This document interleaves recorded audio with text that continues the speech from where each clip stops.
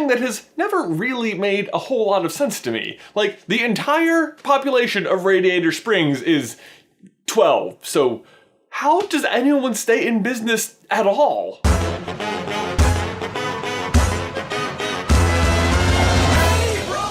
To be fair, this issue is addressed somewhat head-on in the movie when Sally explains to Lightning how Radiator Springs used to be this big bustling town until Interstate 40 got built and everyone just started driving around it. Hey, but nothing Lightning shopping one time at each shop won't fix, right? I mean, most businesses function on like one purchase a day or year, right? No. Now, what you might not know, though, is that this is an all-too-true story of many towns that used to exist on the actual historic Route 66. Which also got me thinking, was Radiator Springs a real town? Like, could you go visit the actual Radiator Springs? And it turns out, yes, sort of, but fittingly, it's more of a road trip than a single destination, as almost every single thing inside of Radiator Springs is an Easter egg from a real-life location somewhere on Route 66. The real-life Route 66 actually, by the way, doesn't even officially exist anymore. It used to run from Chicago, Illinois to Santa Monica, California, and used to be one of the most famous highways in America. Because celebrity highways are totally a thing, right? Yeah, I know, it doesn't sound likely, but if ever there was a celebrity highway,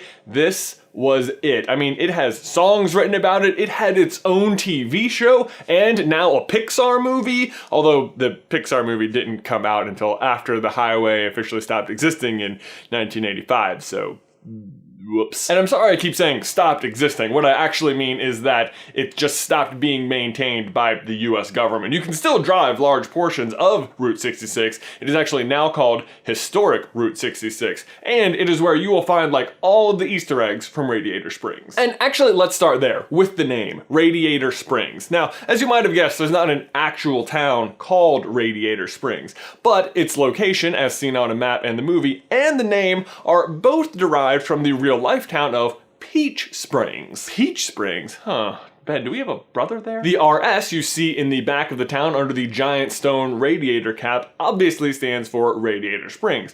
But the RS is also very similar to the logo used for the first generation of rally sport Camaros. But back to Peach Springs. Similar to Radiator Springs, Peach Springs used to be quite a bustling town until the construction of the real-life Interstate 40. But with a current standing population of 1,000, it is still way too big to be the town Radiator Springs was actually based on. That honor goes to a little place called Amboy, California. Now, Amboy boasts the very impressive population of 20, and I know that sounds low, like, oh my gosh, how could anything actually survive there? But don't worry, because the actual population is 4. Yeah, not quite the busy little town it used to be, but the good news is that it looks like there is a Pepsi machine there, so that's almost as good as a Coke machine. Actually, if you look a little bit more left, you'll see another sign that looks familiar. That is Roy's Cafe, but I think you'll agree with me, it closely resembles Flo's Cafe from Cars. The sign and design of Flo's restaurant are also meant to represent a V8 engine, which is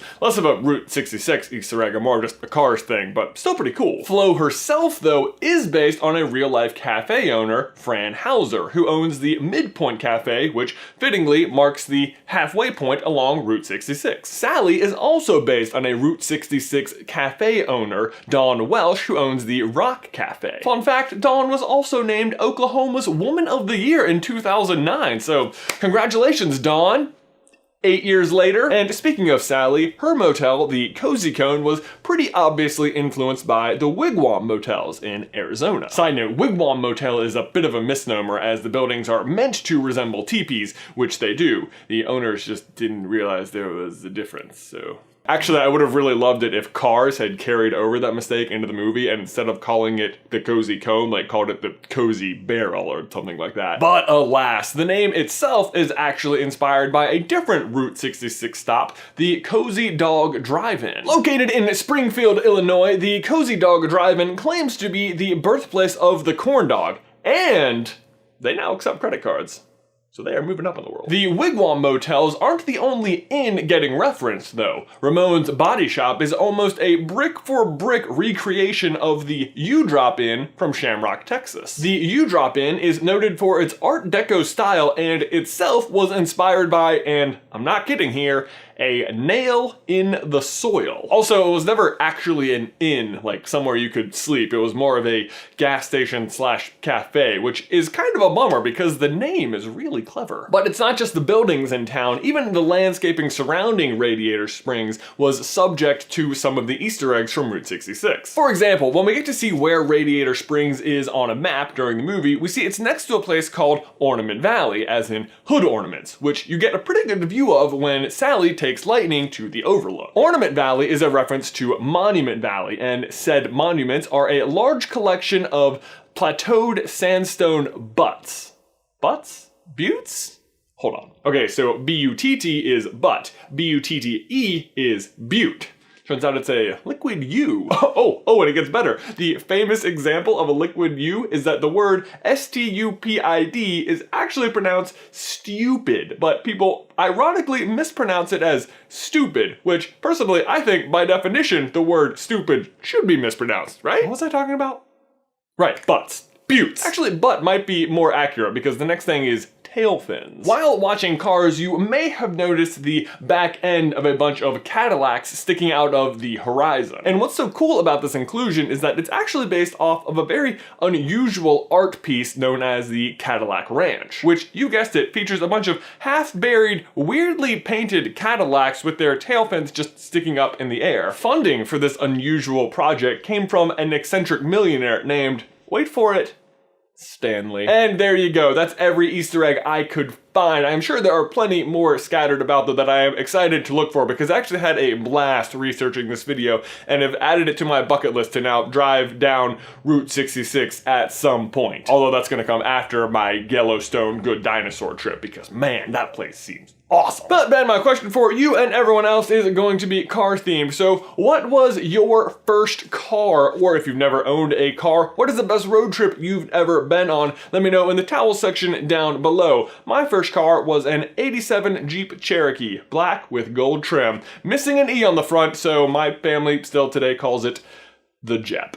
And also, before we reveal the socks of the week, I just want to make a quick announcement that the Super Carlin gaming channel, which maybe you didn't even know we had, just launched a brand new series, the Pokemon Emerald Nuzlocke Challenge. You can go check that out by clicking on the card. I'll also put a link down in the description. Going to be a really fun series. Please go check it out. These socks are amazing! And a special thanks to these patrons who support Super Carlin Brothers on Patreon. Guys, thanks for watching. As always, please remember to like this video if you haven't already and subscribe so you don't miss any future Cars video from us. If you want to see how cars might actually be alive, you can check out this